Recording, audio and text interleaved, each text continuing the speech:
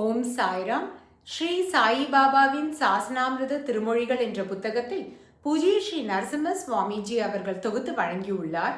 அதில் தக்ஷணை என்ற தலைப்பில் ஸ்ரீ சாயிபாபா கூறியுள்ளதன் தொடர்ச்சியை இப்பொழுது கேட்கலாம். செல்வத்தை சுய போகத்திற்காக ஒருவன் உபயோகித்தால் அது விரயமான செலவாகிறது. நீ செல்வத்தை அளித்திருந்தால் அல்லாது இப்போது நீ அதை பெற முடியாது. செல்வம் அளிக்கப்பட்டிருப்பதாலேயே தக்ஷணை கேட்கப்படுகிறது. தக்ஷணை அளிப்பது பற்றின்மையையும் அதன் வாயிலாக பக்தி ஞானம் ஆகியவற்றையும் அடைய உதவுகிறது. நான் செய்வது என்ன? ஒன்றை பெற்று 10 திருப்பி அளிப்பதே. அடுத்த தலைப்பு புளிப்பு இல்லாதது. நீதிபதி ரேகே ஓர் தினம் ஷீரடியில் ஸ்ரீ சாயிபாபாவுக்கு அளிப்பதற்காக எலுமிச்சப்பழ சர்பத் தயார் செய்து அதை முதலில் ருசி பார்த்தார். அது புளிப்பே இல்லாமல் இருந்தது. அவர் அதை எடுத்து சென்று ஸ்ரீ சாயிபாபாவிடம் கொடுத்தார்.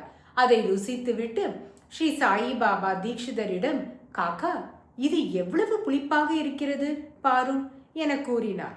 தீட்சித், ரேகே இருவருமே அதை ருசித்து பார்த்தார்கள். அது புளிப்பேதான்.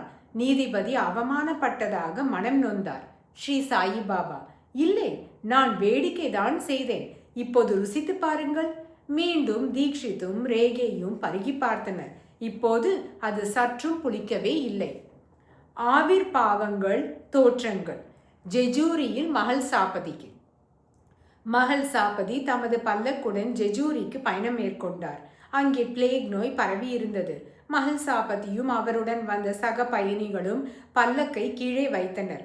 மிக்க மன உளைச்சலுடன் மகள் சாபதி பல்லக்கின் மீது சாய்ந்தவாறு அமர்ந்திருந்தார். அவருக்கு பின் யாரோ இருப்பது போல் அவருக்கு தோன்றியது. பின்பக்கமாக அவர் திரும்பிய போது அங்கே பாபாவை கண்டார். ஆனால் அவர் உடனே மறைந்து விட்டார். சகாக்களிடம் ஸ்ரீ சாயிபாபா அவர்களுடன் இருப்பதாக அவர் கூறினார். அவர்கள் எல்லோருக்கும் துணிவு வந்தது. மேலும் 4 தினங்கள் அங்கேயே தங்கினார்கள். ஒருவரையும் பிளேக் நோய் பற்றவில்லை. எல்லோரும் நலமாக திரும்பி சென்றனர்.